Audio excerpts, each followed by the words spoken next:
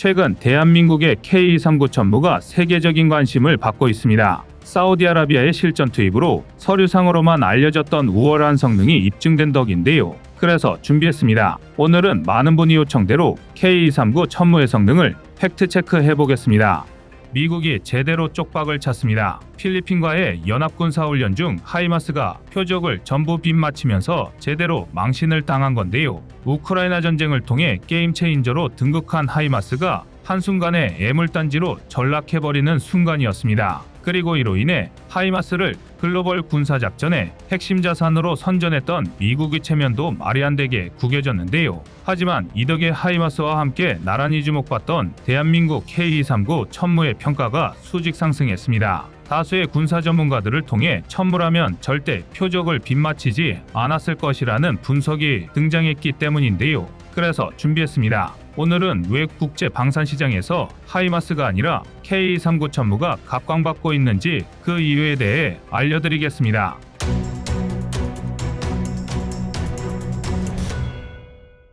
미국과 필리핀이 역대 최대 규모의 연합훈련을 진행 중입니다. 일명 발리카탄이라고 부르는 이 훈련은 남중국해와 대만 일대를 포함한 지역에서 5월 28일까지 진행할 예정인데요. 훈련 지역을 보면 짐작할 수 있으시겠지만 대놓고 중국을 저격하는 훈련입니다. 실제로 이번 발리카탄에는 미군 약 12,000명, 필리핀군 약 5,400명뿐만 아니라 호주군까지 동참했습니다. 잠시 중국 처지에서 바라보자면 필리핀 해역 인근에서 자신들과 군사적 마찰을 빚고 있는 세 나라가 연합해서 무력 시위를 벌인 셈인데요. 이뿐만이 아닙니다. 발리카탄은 필리핀과 미국의 안보 동맹이 다시 확고해졌다는 상징과도 같은 훈련입니다. 사실 필리핀은 로드리고 두테르테 전 대통령 재임 시절 친중반미 노선을 걸으며 미국과의 관계도 악화일로에 접어들었는데요. 심지어 당시 필리핀 정부는 중국의 남중국 해역 유권을 인정하는 초유의 결정을 내리기도 했습니다. 필리핀과 중국이 스프레틀리 군도와 인근 해역을 두고 영토 분쟁을 벌이고 있다는 걸 생각하면 사실상 해당 지역을 중국에 갖다 바치겠다는 말과 다를 게 없는 결정이었는데요. 하지만 정권이 바뀌면서 필리핀은 다시 친미 반중 노선으로 선회했습니다. 그것도 루손 선북부 카가얀주의 카밀로 오아시스 해군기지, 랄로 공항과 이사벨라주의 멜로델라 크루즈 육군기지, 팔라완 발라바크 섬 등을 미군 기지로 제공하면서 굉장히 강경한 친미 노선을 걷기 시작했습니다. 대만을 비롯한 남중국해에서 중국의 군사적 활동이 점점 노골적으로 변하면서 할 수 있는 최대의 극약 처방을 내린 건데요. 그러나 의도에 어찌되었든 해당 결정은 필리핀 내부에서도 만만치 않은 반발을 불러일으켰습니다. 군사 전문가들은 이런 상황에서 치러진 발리카탄이 군사협력과 상호운용성을 강화하는 것 외에도 미국과 필리핀 간의 외교 및 문화유대를 강화할 기회가 될 것이라고 해석하고 있는데요. 미국 입장에서도 필리핀의 안보를 유지하는데 일조하겠다는 공약을 입증함으로써 필리핀과의 파트너십을 형성하는데 큰 도움이 될 수 있었습니다. 적어도 일단 목적은 그랬는데요. 그런데 미국이 자랑스럽게 내민 에밀사이 하이마스가 처참한 성적을 기록하면서 미국의 체면에 제대로 먹칠을 해버렸습니다. 당시 훈련 상황에서 미군 측은 중국 해군의 공격에 대비하는 차원에서 하이마스를 일종의 해안포 역할로 동원했는데요. 중국 해군의 규모를 생각하면 필리핀이 같은 해상 전력에 대응하는데 무리가 있기 때문입니다. 그렇다면 애초에 중국 해군이 필리핀 해역에 접근 자체를 할 수 없도록 지역 거부 전략을 펼치는 게 최선인데요. 그러나 기대와 달리 하이마스는 중국 함정을 가정한 해상 목표물에 6발의 로켓을 발사했지만 단 한 발도 명중시키지 못했습니다. 심지어 장거리 목표물도 아니었고 고작 20km밖에 목표물이었는데요. 또한 아쉽게 목표물을 놓친 것도 아니었고 심한 경우 300m 이상 목표 지점에서 벗어나기도 했습니다. 하이마스의 카탈로그상 최소 사거리가 32km 이상임을 고려하면 부끄러울 정도로 한심한 결과였습니다. 더군다나 미국은 발리카탄 훈련에 하이마스를 동원함으로써 동남아시아 동맹국들의 첨단 군사기술을 제공하겠다는 의지를 확실히 할 계획이었는데요. 하이마스는 우크라이나 전쟁을 통해 주요 군사시설에 대한 정밀 타격 능력을 선보이면서 우크라이나 전쟁의 게임 체인저로 급부상했기 때문입니다. 하지만 정작 폭발에 의한 지역 제압이 아닌 목표물을 정확히 타격해야 하는 해안포로서의 성능을 기대하기엔 하이마스의 명중률이 한참이나 부족하다는 걸 스스로 입증하는 꼴이 되어버리고 말았는데요. 더군다나 하이마스가 6발 로켓을 모두 빗마친 건 필리핀과 중국의 영토 분쟁 지역 중에서도 가장 긴장도가 높은 전략 요충지 바시해협이었습니다. 바시해협은 대만과 필리핀 사이의 좁은 해역을 말하는데요. 이 해협은 해상물류는 물론 군사 분야에 있어서도 굉장히 중요한 항로입니다. 전략적 관점에서 볼 때 바시해협은 중국 해상 전력이 태평양에 진출하기 위해 필수적으로 거쳐야 하는 핵심 관문 중 하나입니다. 미국 또한 해당 지역에서 중국 해군의 움직임을 모니터링해 왔는데요. 쉽게 말해 바시해협만 틀어지고 있으면 중국 해상전력의 활동 영역을 절반 이하로 줄여버릴 수 있는 셈입니다. 그렇기에 바시해협은 난사군도와 스카버러 함초와 함께 필리핀 중국 간 영토 분쟁의 핵심 쟁점 중 하나가 되었습니다. 그런데 하필이면 이렇게 중요한 지역에서 그것도 현재 게임 체인저로서 가장 큰 주목을 받는 하이마스가 단 한 발도 목표물을 타격하지 못했으니 망신도 이런 개망신이 없는데요. 물론 변명의 여지가 없는 건 아닙니다. 미국은 로켓이 빗나간 이유가 하이마스의 자체적 결함이 아니라 환경적 요인 등으로 인한 시스템 궤적 이탈 때문이라고 강조했는데요. 시스템의 표적 센서에 오작동이 발생하여 의도한 표적을 부정확하게 식별했을 수 있다는 것입니다. 또한 운용 숙련도에 따라 시스템이 제대로 유지 관리되지 않을 경우 타겟팅이 부정확할 수 있다고도 언급했는데요. 정리하자면 필리핀의 고온다습한 열대사바나성 기후에 하이마스가 제대로 적응하지 못했다는 것입니다. 또한 지상이 아닌 해상의 목표물이었기 때문에 하이마스의 사격 통제 장치가 표적 정보를 제대로 획득하지 못했다는 것입니다. 완전히 터무니없는 변명은 아닌데요. 그런데 여기서 한 가지 흥미로운 건 미국 하이마스보다 훨씬 구형 체계인 대한민국의 K-1369룡은 이미 한참 전부터 필리핀의 해안포로서 활약해왔다는 것입니다. 대한민국 최초의 국산 다연장 로켓인 K-1369룡은 1986년부터 우리 군에 배치되기 시작하여 아직도 일부 남아 현역으로 운용 중인데요. 36발의 로켓을 초당 2발에 발사할 수 있지만 조립 및 전 과정이 수동인데다 초기형인 K-30 로켓탄의 최대 사거리가 23km, K-33 로켓탄이 36km에 불과해 순차적으로 퇴역 조치 중입니다. 그리고 이 빈자리를 대신하고 있는 게 바로 K-39 천무인데요. 하지만 퇴역 조치된 구룡 중 일부는 2018년부터 필리핀으로 공여되었습니다.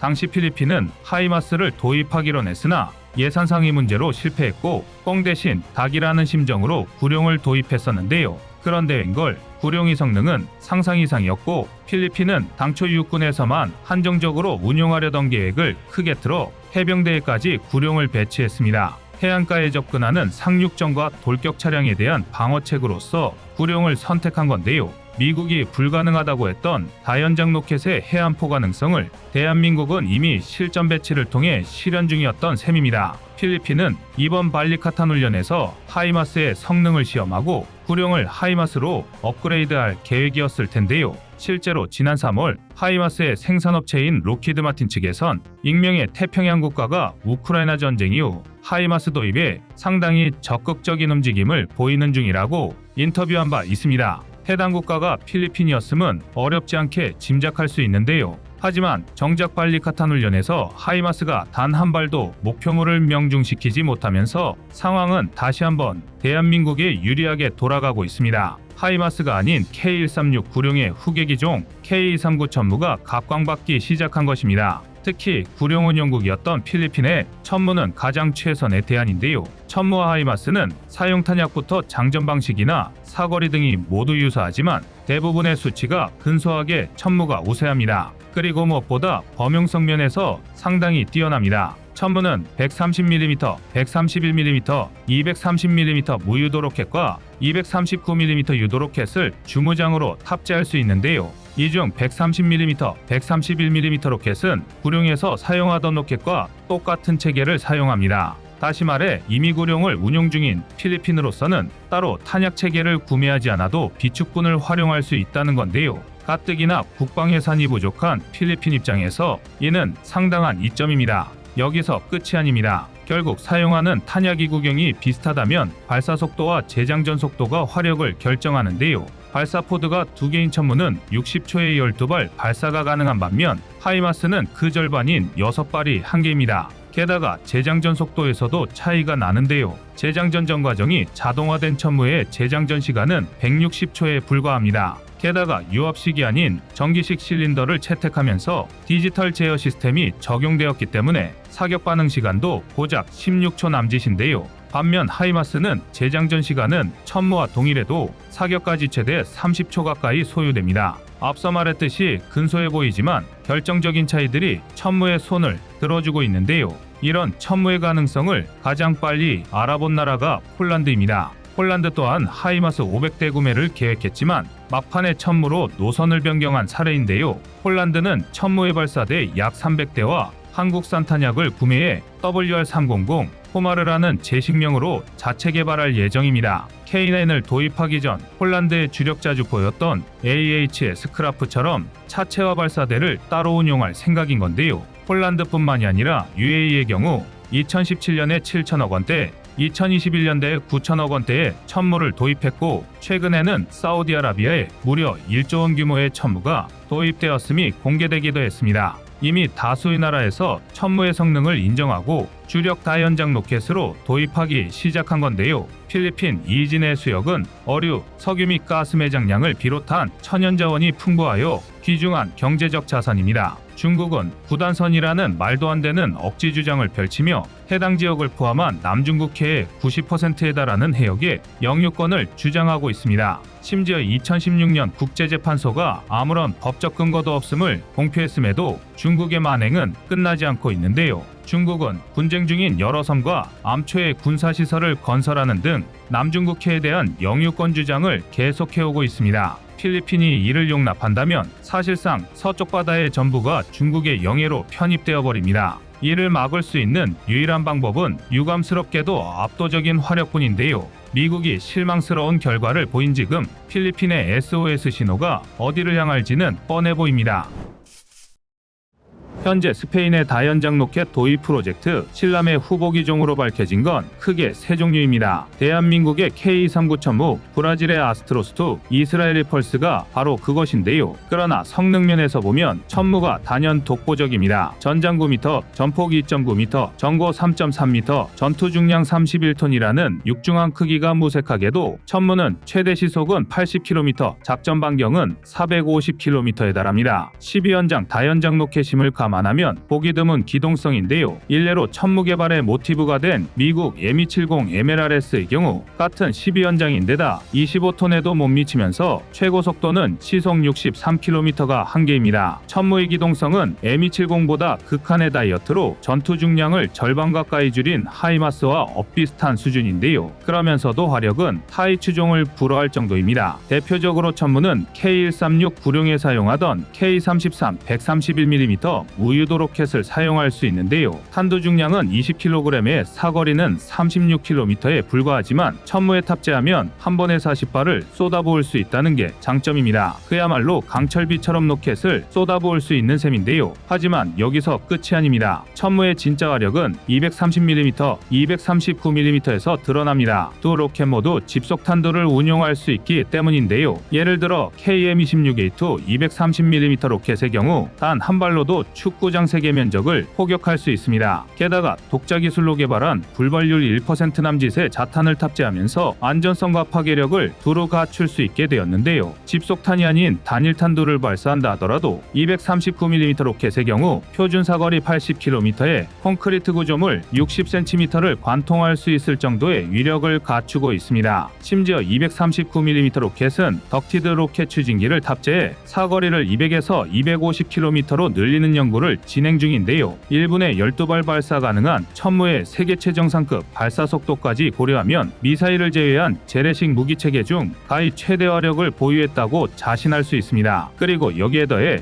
KT즘-1, KT즘-2로 이어지는 400mm, 600mm 전술 탄도미사일과 C4I 체계로 대표되는 지휘사격 통제체계, GPS 연동 기능, 신호정보 연동 장치, 유도 및 제어 시스템 덕분에 CEP 2m 수준의 초정밀 교전이 가능한데요. 사실상 천무는 육중한 무게 탓에 공중수송이 어렵다는 점을 제외하고는 이렇다 할 단점이 없는 완성형 다연장 로켓입니다. 그나마 공중수송이 어렵다는 점도 전세계 분쟁에 관여하느라 빠른 수송 능력을 중요하게 중요하게 생각하는 미군이 아니라면 그다지 필요한 요건도 아닙니다. 오히려 다연장 로켓 시장에서는 포드를 절반으로 줄이면서까지 수송 능력 확보에 올인한 하이마스가 특이한 선례인데요. 물론 그렇다고 해서 천무의 경쟁 상대가 없는 건 아닙니다. 스페인의 신란 프로젝트가 천무의 라이벌들을 아주 잘 보여주고 있는데요. 먼저 이스라엘 펄스는 링스의 원개발사였던 IMR을 인수한 LB 시스템이 현대식으로 개량한 다연장 로켓입니다. 펄스는 천무와 마찬가지로 차륜형 차체를 채택한 덕에 준수한 기동성을 갖추고 있는데요. 게다가 상용 트럭에 약간의 기회수만 더해도 펄스의 로켓 포드를 얹을 수 있기 때문에 도입 가격이 상당히 저렴한 편입니다. 다연장 로켓은 어차피 특별한 경우가 아니라면 후방에서 화력 지원을 전개하는 게 주목적인 데다 자주포와 다르게 반동도미미에서 상용 트럭 차체를 사용할 수 있었는데요. 하지만 역시 펄스의 최대 장점은 천무를 넘어서는 압도적인 확장성입니다. 지금까지 공개된 것만 해도 122mm, 160mm, 306mm, 330mm, 370mm 로켓을 모두 운용할 수 있습니다. 성능을 떠나 저렴한 가격과 확장성은 상당히 매력적인 세일즈 포인트인데요. 실제로 우크라이나 전쟁으로 촉발된 유럽의 위기 속에서 덴마크, 네덜란드는 이미 소량의 펄스를 도입한 상태입니다. 그런데 딱 여기까지입니다. 펄스가 분명 준수한 다연장 로켓인 건 맞지만 전체적으로 천무의 다운그레이드 버전이라는 인상을 지우기 어려운데요. 그도 그럴 게 펄스에 사용하는 122mm 무유도 로켓 그라드만 봐도 최대 사거리가 35km 남짓에 최대 36발 탑재가 고작입니다. 동급이라고 할 수 있는 천무의 K33 131mm 무유도 로켓이 사거리는 비슷해도 40발까지 탑재할 수 있다는 것과 비교되는데요. 이런 화력 차이는 구경이 올라갈수록 도드라집니다. 예를 들어 펄스는 최대 사거리 40km인 160mm 로켓 어큘러 160을 20발, 최대 사거리 45km인 160mm LAR160 로켓 26발을 탑재할 수 있는데요. 얼핏 상위급인 천무의 KM26A2와 239mm 로켓이 12발씩 탑재할 수 있는 것에 비하면 많은 장탄량으로 보입니다. 당연히 사거리 면에서 천무 239mm 로켓이 2배 가까이 앞서고 있다는 점도 고려해야 하지만 눈에 보이는 화력은 펄스가 앞서는 것처럼 보이는데요. 하지만 실상 어큘러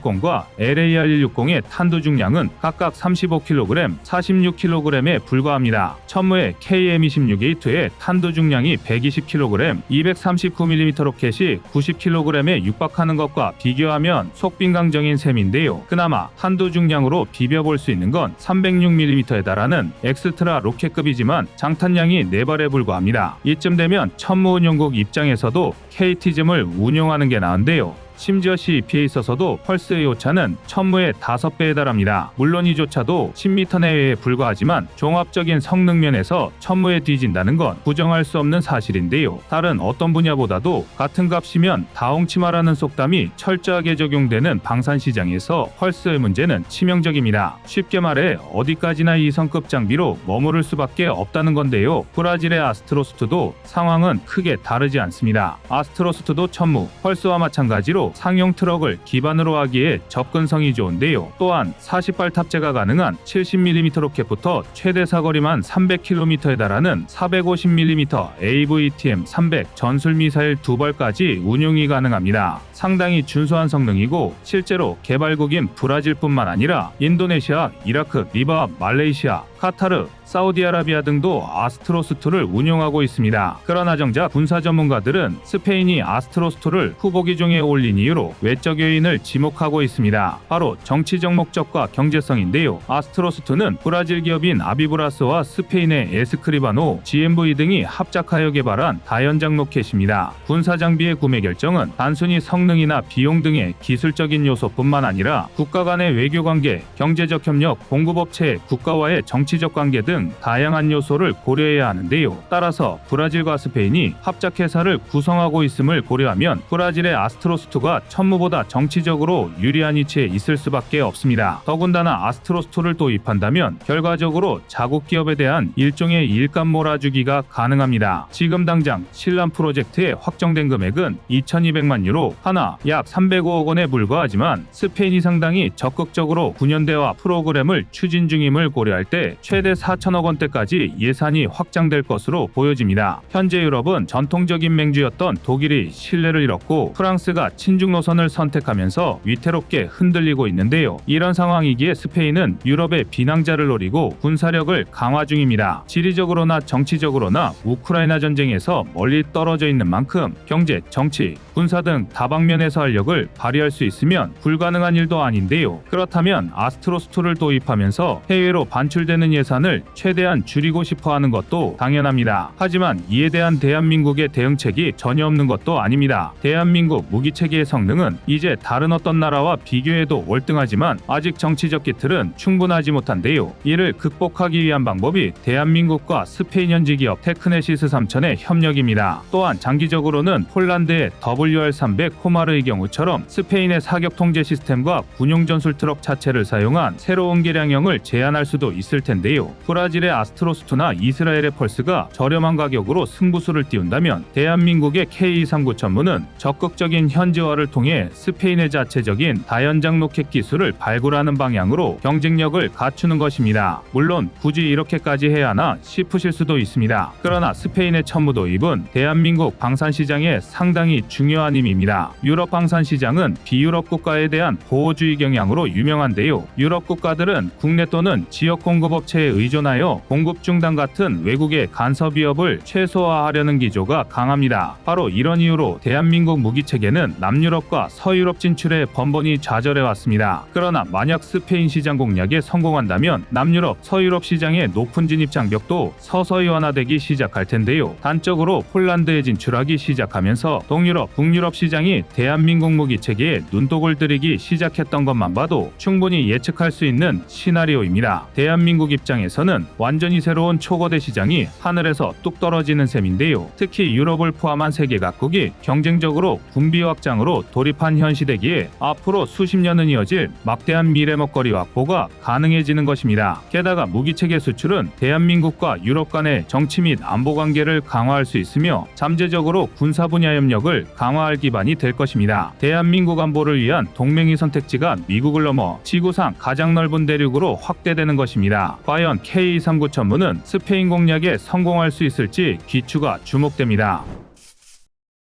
최근 대한민국 무기체계에 대한 중동의 관심은 아라비아 사막의 열기만큼 뜨겁습니다. 당장 UAE만 봐도 일본과 함께 지난 2017년부터 추진한 수송기 도입 사업을 엎어버리고 대한민국과 손을 잡았습니다. 심지어 일본은 UAE의 수송기 도입 사업을 수주하고자 없던 알주로까지 만들어서 야전 비포장 이륙 시험까지 선보일 정도로 공을 들였습니다. 그럼에도 UAE는 이제 막 개발 단계에 돌입한 대한민국의 첫 번째 수송기를 선택한 것입니다. 여기서 끝이 아닙니다. UAE는 대한민국을 선택하고 미국까지 내팽개쳤습니다. UAE는 미국의 지나친 갑질로 노화된 F-16 블록 60 교체 사업이 난항을 보이자 아예 모든 사업을 취소해버리고 대한민국 KF-21 도입을 검토하고 있습니다. UAE에서는 F-16 블록 60의 차기 모델로 F-35를 염두에 두고 있던 것으로 알려져 있는데요. 이는 적어도 중동 방산 시장에서만큼은 KF-21의 미래 가치가 F-35 이상이라 평가받은 셈입니다.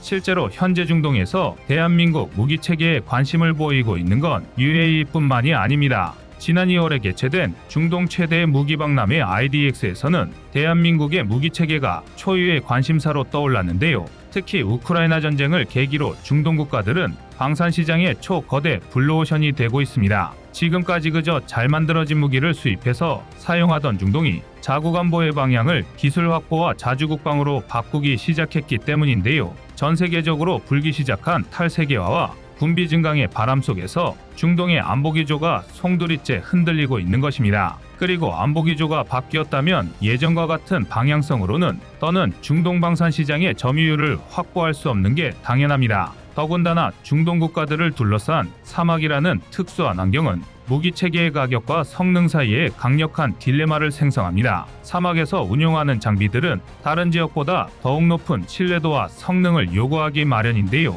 즉, 정리해보면 중동에서 요구하는 차세대 무기체계의 조건은 신뢰도 검증과 압도적 성능을 보유해야 하고 그러면서도 합리적인 가격대를 형성해야 합니다. 세상에 그렇게 완벽한 물건이 있으면 내가 쓰지 왜 팔겠냐는 말이 나올 정도로 까다로운 조건인데요. 심지어 이것도 모자라 그간 무차별적인 외산무기 도입으로 낙후되었던 군사기술력을 자주국방이 가능한 수준까지 끌어올려줄 수 있는 나라의 무기체계여야 합니다. 사실 이쯤이면 교과서에나 이상적인 거래 상대의 표본으로 나올 수준인데요. 가격, 성능, 신뢰도, 삼박자가 모두 맞아떨어지고 적극적인 현지화와 기술 이전까지 가능한 나라이면서 나토, 미국 등 서방 세계와 같은 규격을 공유하고 있어 편제 개편의 리스크를 줄일 수 있는 나라는 전 세계에서 오직 딱 하나밖에 없습니다. 그렇습니다. 바로 대한민국입니다. 이게 절대 과장이 아닌 게 실제로 최근 대한민국은 중동 국가들의 차세대 무기체계 도입 사업에서 가장 우선순위로 고려되고 있습니다. 앞서 말씀드린 UAE와는 4조 원대 천궁2 수출 계약을 체결했고 이집트와는 2022년 2조 원대 K9 자주포 패키지 수출 계약을 체결했는데요. 그리고 가장 최근 사우디아라비아의 최전방주둔군 홍보 영상에 대한민국의 K239 천무가 등장하면서 전 세계 방산 관계자들을 잔뜩 긴장하게 만들었습니다. 지난 2022년 3월 약 1조 4천억 원 규모의 계약을 체결했다는 짤막한 현지 발표 이후 감감무 소식이던 천무가 어느새 실전 배치까지 완료되었다는 게 확인된 것입니다. 천무와 경쟁하던 타국의 다연장 로켓 개발업체 입장에서는 패자부활전 한번 못해보고 탈락의 고배를 마신 셈인데요. 그래도 천무는 사정이 나은 편입니다. 대한민국의 비공은 계약 과정에 대한 어떠한 보도도 없이 지난 사우디의 신형고속 초계정 FPV-200의 실전 배치까지 완료된 이후에야 뒤늦게 관련 소식이 알려지기 시작했는데요. 심지어 이런 사례가 한두 번이 아닙니다. 지난 2018년에도 사우디는 40초짜리 영상 하나로 전 세계 방산 시장을 뒤집어 놨습니다. 해당 영상은 사우디 육군이 발사한 미사일에 예멘 후티방군의 차량이 파괴되는 내용이었는데요. 그리고 결정적인 건 해당 영상의 사우스 코리아 ATGM, 즉 한국산 대전차 미사일이라는 단 한 줄의 설명이 붙어 있었다는 것입니다. 해당 영상에서 말하는 대전차 미사일은 대한민국이 자체 개발한 형궁을 의미하는데요. 이때도 미국 천무와 마찬가지로 사우디가 대한민국에 형궁을 도입했다는 발표는 어디에도 없었습니다. 게다가 원래대로라면 사우디는 형궁이 아니라 미국의 FGM-148 제블린을 사용하고 있어야 했는데요. 이미 사우디는 지난 2010년 미국으로부터 제블린 발사기 20개와 미사일 150발을 구매했고 2015년 예멘 내전이 본격화되자 10억 달러, 하나 약 1조 3천억 원이 넘는 물량의 미사일을 추가 주문했기 때문입니다. 단순 계산으로 제블린 미사일만 무려 15,000발 이상 보유한 상태였다는 건데요. 그런데 이를 비웃기라도 하듯 소리소문도 없이 미국의 제블린이 아니라 대한민국의 형궁이 사우디군 손에 들려 있으니 세계 방산업계에 난리가 날 수밖에 없었던 것입니다.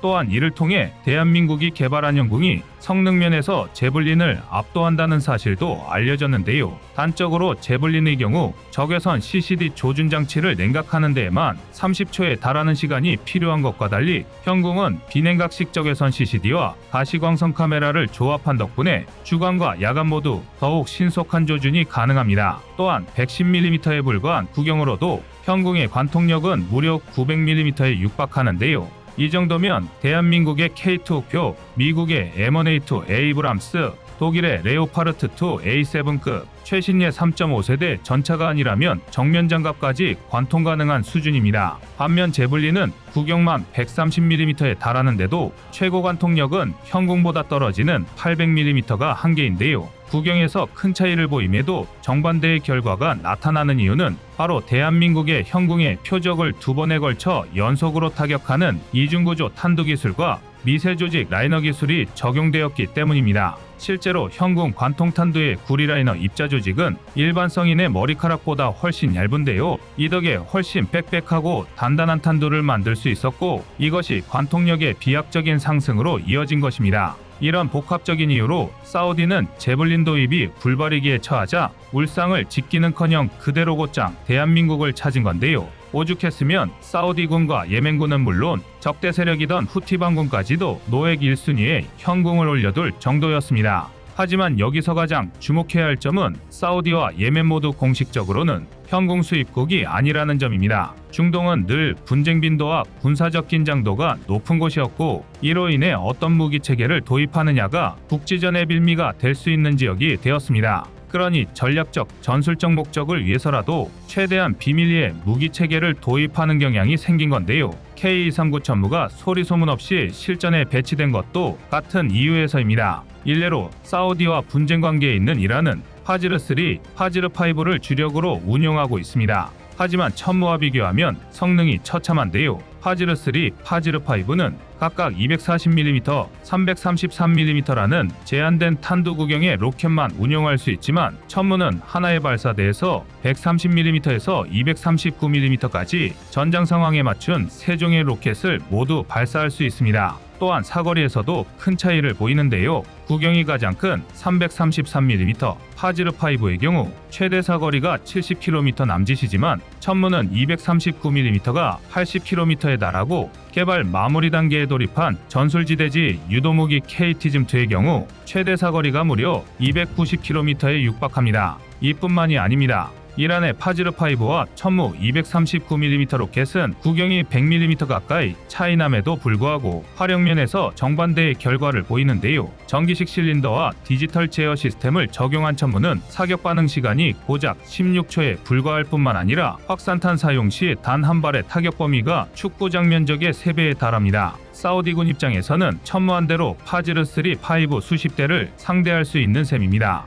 이처럼 효율 높은 투자처는 좀처럼 찾아보기 힘든데요. 아닌 게 아니라 천무 도입이 확인되고 사우디와 이란의 장거리 타격 능력에 대한 비교가 본격화되자 이번엔 대한민국의 K2 흑표전차까지 뜨거운 관심을 받기 시작했습니다. 특히 이미 유럽 시장에서 검증이 끝난 성능은 물론이고 적극적인 현지화 전략이 중동의 마음을 사로잡았습니다. 실제로 현대로템은 지난 DX 코리아 2018에서부터 K2 전차의 사막형 모델을 공개하는 등 적극적인 마케팅을 펼치고 있었는데요. 사막형 K2의 가장 큰 특징은 무덥고 건조한 사막 기후에 맞춰 전차 엔진에서 발생하는 엔진열을 효과적으로 배출할 수 있도록 개량된 배기구를 설치했다는 것입니다. 또한 전차 내부에서 가장 협소한 공간인 조종석에 강력한 에어컨을 탑재하고 기동 시 발생하는 모래먼지를 막기 위해 캐터필러 2로 고무덮개를 더 씌워 분진을 상당히 줄였는데요. 이처럼 적극적인 현지화를 진행하고 발전을 거듭한 덕분에 전투 피로도가 굉장히 높은 중동의 사막 지형에서 K2 전차가 초유의 관심사로 급부상한 것입니다. 지금까지 중동 방산 시장에서 대한민국이 차지하는 점유율은 그리 높지 않았습니다.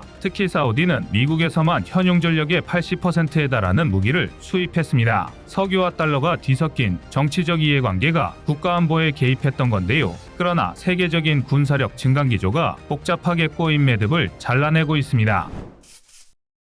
지난 11월 12일 사우디아라비아가 예멘 북부의 사다 지역을 포격했습니다. 당시 사우디아라비아군은 대구경 포탄 수십여 발을 쏟아부으며 사다 일대를 쑥대밭으로 만들었습니다. 사다는 예멘 북부를 관장하는 대표적인 교통유지인데요. 더불어 사우디아라비아와 최근 휴전협정을 체결한 후티 반군의 주력 부대가 주둔하고 있는 것으로 알려져 있습니다. 군사 관계자들은 해당 지역에 후티 지상군은 물론 항공미사일 전력 역시 집중적으로 배치되어 있던 것으로 분석하고 있습니다. 이스라엘 하마스 전쟁 발발 초기 예멘 후티 반군이 발사한 미사일을 홍해 북부에 배치된 미해군 알레이버크급 구축함이 격추한 사실이 있는데요. 이를 감안하면 사우디아라비아의 사다 포격은 중동의 혼란을 틈타 분쟁을 재개하려는 예멘 후티 반군에 대한 무력 시위로 해석할 수 있습니다. 한번 물이 붙은 중동의 화약고가 쉽사리 진화되지 않는 모양새인데요. 그런데 최근 이 포격에 대한 충격적인 사실이 밝혀졌습니다. 바로 포격에 사용된 다연장 로켓이 대한민국의 K239 천무라는 정황이 포착된 것입니다. 게다가 설득력도 상당히 높은데요. 군사 전문가들은 해당 포격이 이루어진 지점에 대해 주목했습니다. 사다는 후티 반군의 발상지이자 최전선 거점 도시지만 사우디아라비아 국경에서 직선거리로 최소 45km 이상 떨어진 지역입니다. 여기에 사우디아라비아군이 적어도 10에서 20km의 완충지대를 만들어놨을 것이라 예상하면 일반적인 자주포나 견인포로는 타격이 불가능합니다. 더군다나 사우디아라비아군은 후티 반군의 미사일 드론 기지를 특정해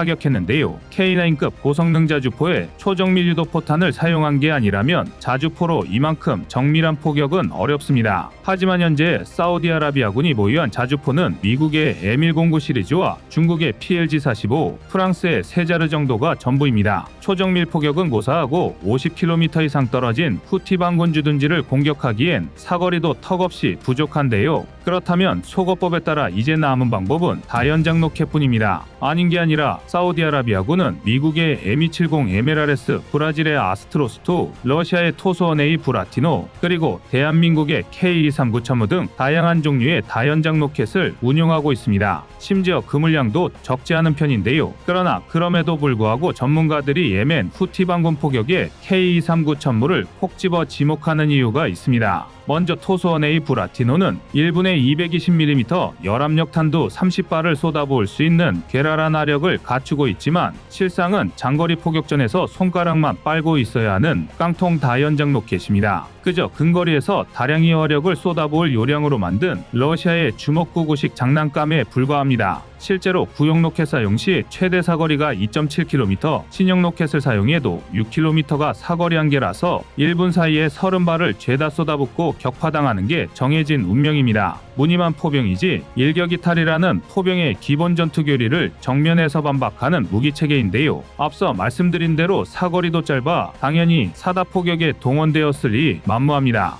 그나마 현실적으로 천무를 제외하고 사우디아라비아군이 동원할 가능성이 있는 건 브라질의 아스트로스2, 미국의 M270인데요. 그러나 사우디아라비아군이 보유한 아스트로스2의 로켓은 127mm로 발사 차량 한 대에 32발이나 운용할 수 있지만 사거리는 9에서 30km에 불과합니다. 국경이라도 넘어가지 않는 이상 후티 반군의 미사일 기지를 타격하는 게 불가능한데요. 이는 미국의 M270 역시 마찬가지입니다. 일반적으로 M270의 경우 사거리가 84km 이상인 것으로 알려졌지만 이는 M30, 31 이상의 GMLRS 기준입니다. 정작 사우디아라비아군이 사용하는 M26 계열 로켓은 32에서 45km가 한계입니다. 불가능한 건 아니지만 사우디아라비아군에게는 굳이 완충지대 없이 위험을 감수할 필요는 없었을 것입니다. 그리고 무엇보다 사우디아라비아에는 대한민국의 K239 천무가 있습니다. 지난 2022년 3월 대한민국과 사우디아라비아 사이에 최소 1조 원 규모의 대규모 방산 계약에 체결되었다는 소식이 전해졌습니다. 사우디아라비아는 전통적으로 미국과 프랑스의 무기 체계를 많이 다수 수입해왔기 때문에 매우 이례적인 일이었는데요. 일각에서는 사우디아라비아와의 계약을 대한민국 무기 체계가 국제무대에서 인정받기 시작한 분기점으로 꼽고 있습니다. 아닌 게 아니라 이후 한폴 방산 계약이 체결되었으니 아주 틀린 얘기도 아닌데요. 그러나 정작 당시에는 어떤 무기 체계가 수출되었는지 공개되지 않았습니다. 사우디아라비아 측에서 내용이 발설될 경우 계약을 무효로 돌리겠다는 매우 강경한 요구를 해왔기 때문인데요. 사우디아라비아가 K239 천무를 도입했다는 게 밝혀진 건 인도가 끝난 4월의 일이었습니다. 사우디아라비아군이 올린 남부포병부대 격려 영상 속에서 천무드문이 실전 배치된 장면이 포착된 것입니다. 예전부터 사우디아라비아군은 자신들이 운용 중인 장비 편제를 극비에 붙이며 외부 노출을 극도로 꺼려왔는데요. 그런 사우디아라비아군이 의도적으로 천무를 노출했다는 건 실전 배치 완료 위력을 과시하기 위함이었을 것으로 분석됩니다. 쉽게 말해 이제 자신들이 원거리 정밀 타격 능력을 갖추었으니 까불지 말라고 선언한 셈이죠. 일례로 폴란드는 옐츠 전술 트럭에 K239 천무 발사대를 얹은 홍칭 호마르 K를 인도와 함께 최전선에 배치했습니다. 미국의 하이마스를 폴란드 북부 방어를 담당하는 제16기계화 사단에 배치하고 호마르 K를 남부 제18기계화 사단에 배치한 건데요. 호마르 K 패키지에 국내 개발한 전술탄도미사일 KT즘까지 포함되어 있음을 감안하면 러시아 칼리닝그라드부터 벨라루스 서북부 국경지대까지 전부를 사거리에 포함한 것입니다. 특히 호마르 K 사거리의 브레스트 지역은 바그너 그룹의 잔당을 흡수한 벨라루스 특수부대의 훈련장이 위치해 있는데요. 이것만 봐도 폴란드가 호마르 K에 얼마나 큰 기대를 하고 있는지 짐작할 수 있습니다. 사우디아라비아가 천무를 도입한 배경도 이와 크게 다르지 않을 텐데요. 사우디아라비아군에 배치된 천무는 표준 사거리 45km 내외에 230mm 무유도 로켓뿐만 아니라 사거리 80km에 239mm GPS 유도 로켓까지 포함한 패키지입니다.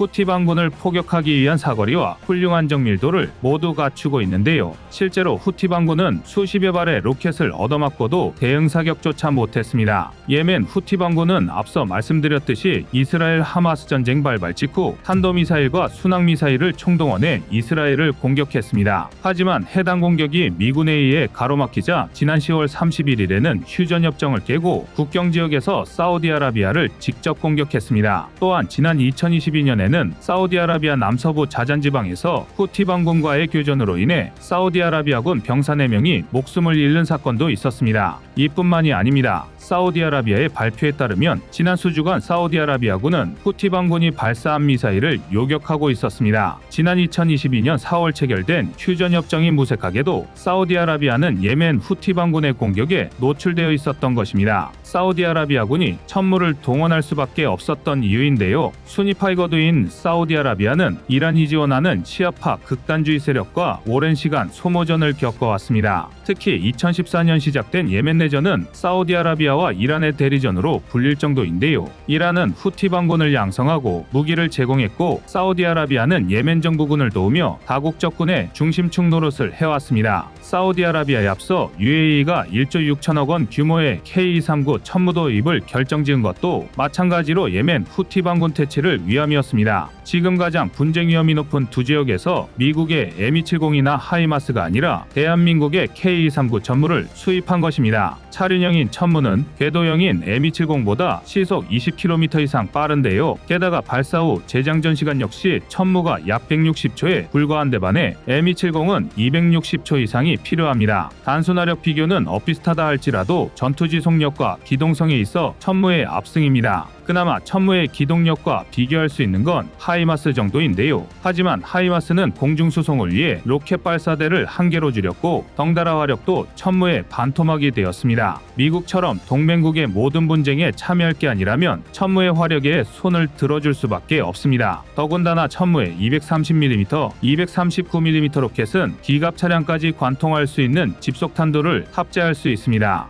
포드당 6발, 총 12발의 230mm 로켓을 고작 1분 만에 전부 쏟아부을 수 있는 천무의 능력을 감안하면 7,728발의 자탄이 문자 그대로 강철비처럼 쏟아지는 것입니다. 심지어 천무는 자동화된 사격 통제 체계를 활용해 1분에 12발을 모두 다른 표적을 향해 발사할 수 있습니다. 마음만 먹으면 특정 지역이 아니라 국경지대 전체를 포격할 수도 있는 것입니다. 이에 업계에서는 천무 수출에도 탄력이 붙을 것이라 전망하고 있는데요. 특히 중동에서는 대한민국 포병 전력의 화력을 한 번 경험한 이상 또 다른 개량형 모델 역시 요구할 것으로 예상됩니다. 게다가 그동안 외산 무기에만 의존해온 사우디아라비아는 독자 노선을 걷기 시작하면서 국방기술력 확보에 총력을 기울이고 있는데요. 덕분에 덩달아 대한민국의 현지 생산 전략에 큰 관심을 보이고 있습니다. 당장 지난 아덱스 2023에서는 사우디아라비아 국방부 차관이 직접 한국을 방문하기도 했습니다. 이외에도 이번 교전이 K239 천무의 첫 실전이었음이 밝혀짐에 따라 도입을 검토 중이던 노르웨이, 루마니아도 큰 관심을 보이고 있습니다. 대한민국의 명품 저주포 K9이 국제무대에 집중 조명을 받았던 계기와 굉장히 유사한데요. 과연 대한민국의 K239 천무가 하이마스를 넘어 전세계 방산시장을 사로잡을 수 있을지 앞날이 주목됩니다. 이상 꺼리튜브였습니다.